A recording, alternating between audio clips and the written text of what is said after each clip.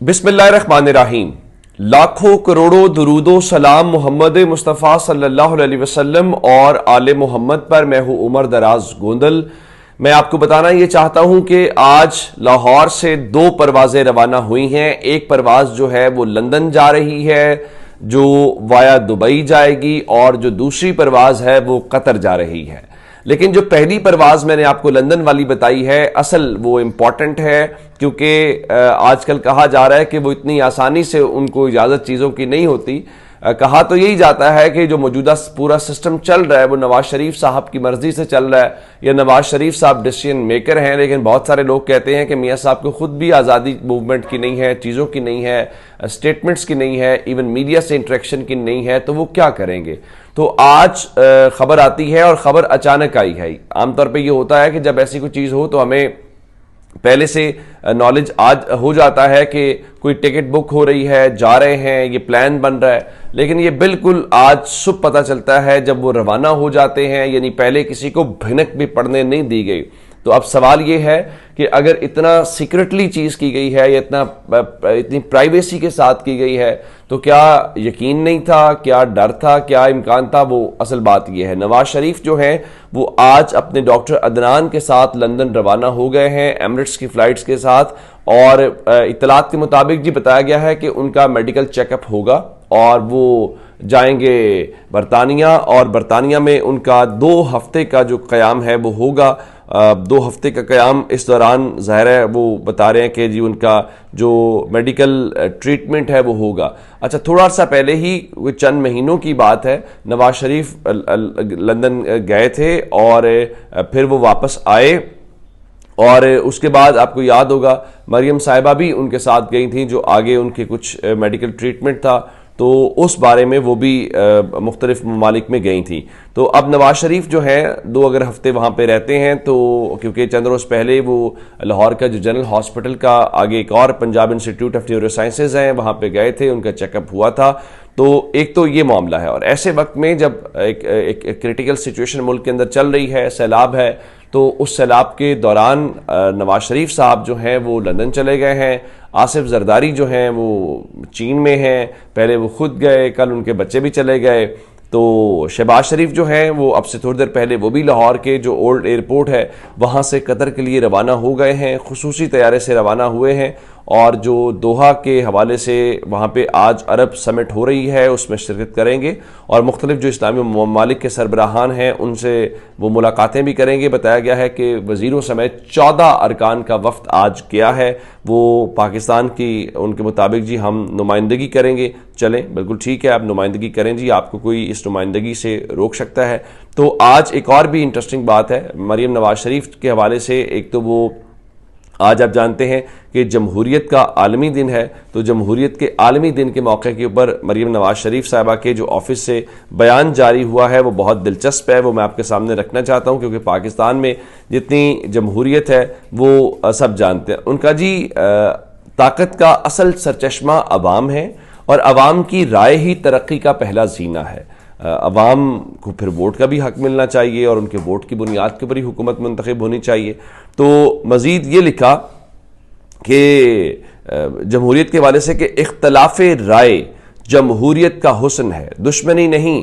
यही वो सबक है जो हमें अपने आने वाली नस्लों को देना है। मेरा ख्याल है जो हमारी आने वाली नस्लों को तो हम जो सबक देंगे सो देंगे। हमारी जो मौजूदा नस्ल है वो हमें देख रही है कि हम उन्हें क्या सबक दे रहे हैं, उनको हम क्या सिखा रहे हैं, और कैसे जिसको वो पसंद करते हैं, जिस जमात को, जिस लीडर को, उसके हवाले से इख्तलाफ राय होने की बुनियाद के ऊपर क्या सलूक किया जाता है। तो मरीम नवाज शरीफ के हवाले से एक खबर और आप ले लीजिए। मैंने अलीपुर के अंदर जो मुजफ्फरगढ़ के इलाका है 3 दिन वहाँ पर गुजारे हैं कवरेज के लिए, और मैं रात को जो है वो वापस आया हूँ।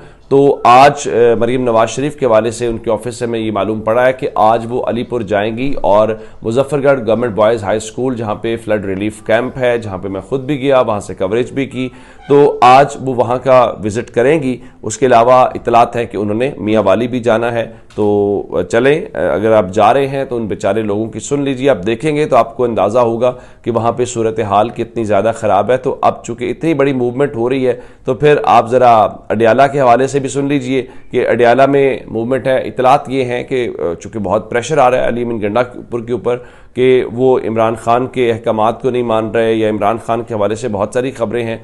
तो इतलात ये हैं कि जो वज़ीर आला खैबर पख्तूनख्वा अली अमीन गंडापुर हैं वो आज अडियाला जेल में इमरान खान से मुलाकात के लिए जाएंगे। आज तोशा खाना केस की जो समाअत है वो वहाँ पे हो रही है अडियाला में, और इमरान खान और बुशा बीबी का केस आप जानते हैं, और जो जज साहब थे शाहरुख अर्जुमंद वो भी अडियाला जेल पहुँच गए। आज ज़रा मामूल से हट के ज़रा जल्दी समाअत थी। पहले ये होता था कि समाअत ज़रा लेट होती थी, तो आज समाअत का टाइम ज़रा जल्दी रखा गया था। गो कि आज मुलाकातों का दिन नहीं है। अब देखना यह है कि अली अमीन गंडापुर मुलाकात के लिए वाक़तन जाते हैं, क्योंकि इतलात है कि उनका रूट लगा हुआ है, क्योंकि वो वज़ीर आला हैं। तो क्या वो जाते हैं, पहली बात। दूसरी बात, क्या इमरान खान को वो कायल कर पाते हैं। तीसरी बात कि क्या इमरान खान उनसे जवाब तलबी करेंगे कि ये बातें हुई तो जनाब आपने क्या किया है, या फिर सबसे इंपॉर्टेंट बात है कि क्या वो आते हैं और उनको मुलाकात करने दी जाती है। कहीं ऐसा ना हो कि कोई सेफ एग्जिट दिया जाए कि देखिए जी मैं तो इमरान खान से मुलाकात के लिए आया था लेकिन मुझे इमरान खान से मुलाकात ही नहीं करने दी गई। तो ये भी एक बात अपनी जगह के ऊपर होगी। तो आज अलीमा खान जो हैं जब वो आई तो उन्होंने दो बातें की इस केस की समाअत के लिए। एक तो उन्होंने कहा जी मैं आज भी मेन स्ट्रीम मीडिया से बात नहीं करूंगी, क्योंकि कैमरों के सामने वजह यह है कि वहाँ पे 3 या 4 प्लांटेड लोग हैं, उनको बदतमीज़ी के लिए भेजा जा रहा है। फिर उन्होंने जस्टिस सरफराज डोगर साहब के हवाले से, और जो इस वक्त जज सुन रहे हैं शाहरुख अर्जुमंद साहब, उनके हवाले से आज बड़े एक संगीन किस्म का एक इल्ज़ाम लगाया है। और उन्होंने कहा कि अलकादर केस में जस्टिस सरफराज डोगर ने अपनी नौकरी पक्की कर ली है। सरफराज डोगर साहब के सामने केस लगा हुआ है जिसमें उनकी इमरान खान की सज़ा सस्पेंड होनी है, लेकिन इमरान खान की सज़ा सस्पेंड नहीं हो पा रही।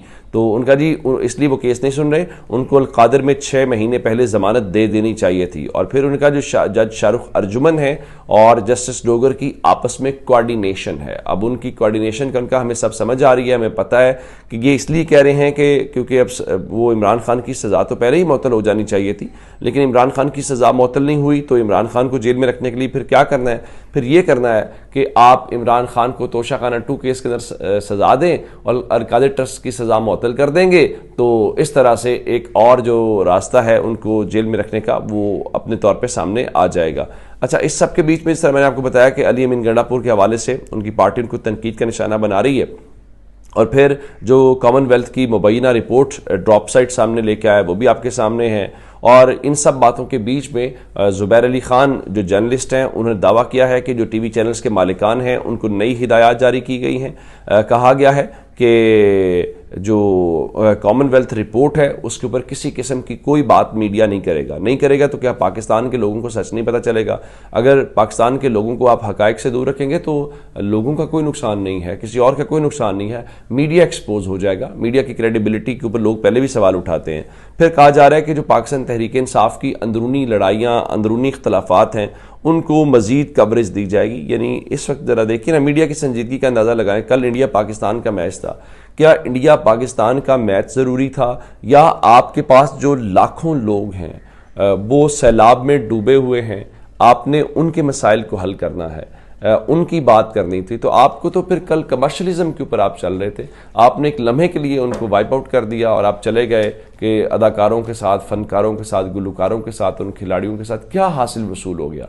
हार गए, बहुत बुरी तरह पिट गए। तो जिनको आपने इग्नोर किया तो वो आपको अच्छे लफ्ज़ों में मीडिया को याद कर रहे होंगे, हुकूमत को, मुझे या किसी और को, किसी को भी अच्छे लफ्ज़ों में याद नहीं कर रहे होंगे। हमें भी अपने अमाल दुरुस्त करने हैं। अपना बहुत सारा ख्याल रखिएगा। खुदा हाफिज़।